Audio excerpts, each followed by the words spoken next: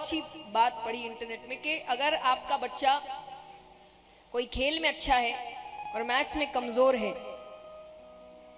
तो आप उसको मैथ्स की ट्यूशन मत लगाइए, आपको उस खेल की ट्यूशन लगाइए जिसमें वो ऑलरेडी अच्छा है, उसमें आगे बढ़ाइए, क्योंकि वो उसमें अच्छा है, शायद वो उसी में आगे बढ़ सकता है। पर हम जो अच्छा है उसको नजरअंदाज करके जिसमें कम उसमें आगे, अरे वो उसके लिए नहीं बना होगा, शायद जिसके लिए बना है उस पर काम करिए और प्यार से करिए।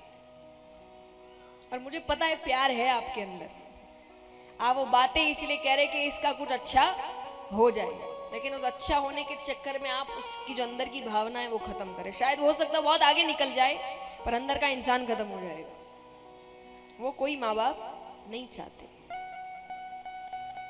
तो आज ये बच्चा कितनी साधारण बातें पूछ रहा है, लेकिन आपको नहीं समझ आ रहा कि उसके ऊपर इन बातों का क्या असर हुआ है।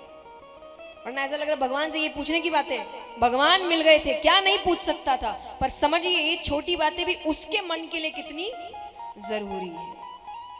तो ध्रुव जी यही पूछ रहे हैं भगवान से कि उन्होंने मुझसे इतना कुछ कहा, पिता ने एक का जवाब नहीं दिया। तब भगवान ने उनको कोई जवाब नहीं दिया था, उनके सर पर हाथ रखा था और हाथ रखते ही साक्षात मां सरस्वती उनके मस्तक पर प्रवेश करती है, ज्ञान उनके मस्तक पर प्रवेश करता है। तब भगवान ने फिर कहा और कुछ जानना है?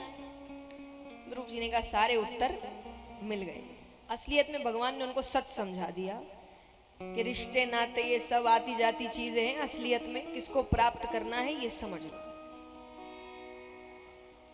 तो इस प्रकार ध्रुव जी की कथा आती है। अब इसी वंश में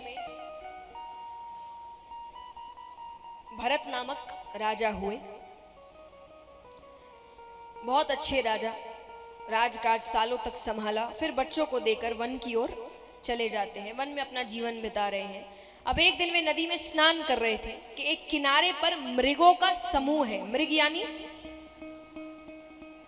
हिरण, तो मृगों का समूह है, उसमें से एक मृग मादा भी है जो गर्भवती है।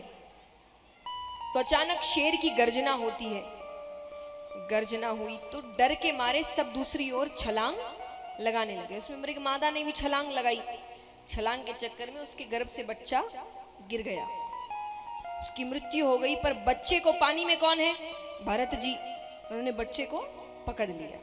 अब उनके सामने उसकी माता की मृत्यु हुई तो उनको लगा भी कहां जाएगा, तो उसको अपनी कुटिया लेकर आ गए। अब दिन भर उसके साथ है। अब मनुष्य का स्वभाव है कि अगर वो 24 घंटे किसी के साथ बिता रहा है तो मोह पड़ जाना स्वाभाविक है। उनका मोह पड़ गया हो इतना कि अब वो सोए तो मृग बालक के साथ, उठे तो मृग बालक के साथ, पूजा करे तो मृग बालक के साथ। समय बीता, कुछ समय बाद मृग बालक कुटिया के बाहर खेल रहा था कि मृगों का समूह आया, अपने जैसों को देखकर वो उसके साथ, उसका मोह नहीं पड़ा, वो चला गया। ये पागल हो गया, मेरा मृग बालक कहां गया, मेरा मृग बालक कहां गया। अंत समय आता है, अंत समय में भी उनके मुख में एक ही नाम, मेरा मृग बालक कहां गया। उसके बाद उन्हें एक मृग योनि प्राप्त हुई मृत्यु के बाद। उसके बाद एक मनुष्य योनि प्राप्त हुई ब्राह्मण के घर पर। ब्राह्मण की 2 स्त्रियां, एक से कुछ बालक और एक से एक कन्या, एक बालक। वो एक बालक भरत जी हुए और संयोग से इस जन्म में भी उनका नाम भरत ही पड़ता है। अब सीधे साधे बालक हुए, माँ बाप की मृत्यु जल्दी हो गई तो बड़े भाइयों ने इनको पढ़ाया नहीं, शिक्षा रोक दी। क्यों? ये सोच करके आगे दिक्कत करेगा। कैसी दिक्कत? हिस्सा मांगेगा, अपना हक मांगेगा। शिक्षा आपको सही गलत समझाती है, आपका हक क्या है, आपके लिए सही क्या है, इसीलिए शिक्षा जरूरी